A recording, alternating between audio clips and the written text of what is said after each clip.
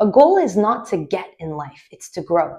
So once you give yourself, let's say, an objective, and the fascinating thing that I found between a disciplined person and someone who's not disciplined is the only difference is that a disciplined person can give themselves a directive and follow through with it. Meaning, just like when you tell your boss, I'll show up at 8 a.m., you show up. But that's because it's your boss and you don't want to be let go and you still want to have your job. So you give that person a very high value and respect. But what if you could give yourself the same value and the same self-respect?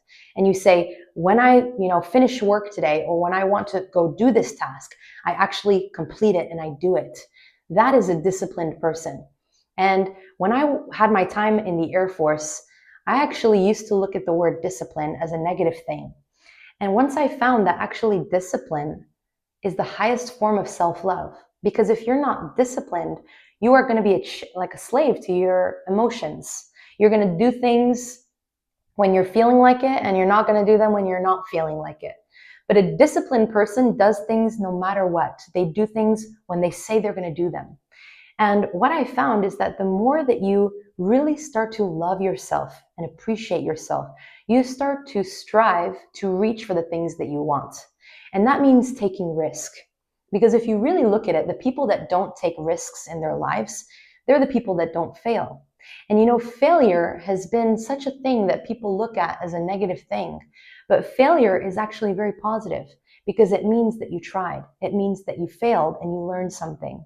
So my motto is, there is no failure. I either win or I learn. And the truth is that the more you fail, you're bound to stumble on success, because both success and failure, it's two sides of the same coin. You cannot have failure without success, and you can't have success without failure. And it's so interesting because so many of us, we're so scared to fail. We're scared to mess up. And I think a lot of it is to do with our educational institutions.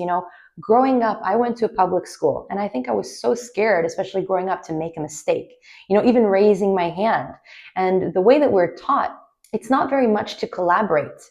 It's to be very individualist. Everyone takes their own tests, and you can't, collaborate with people during a test, because you really have to see what is the individual mind and how are they placed in the exam. But when you really look at life and success, for me, success unshared, that's failure. Because when you climb the ladder of success, and really, what is success? The best definition that I heard of success is that it is a progressive realization of a worthy ideal. So what is an ideal? It's an idea that you've fallen in love with.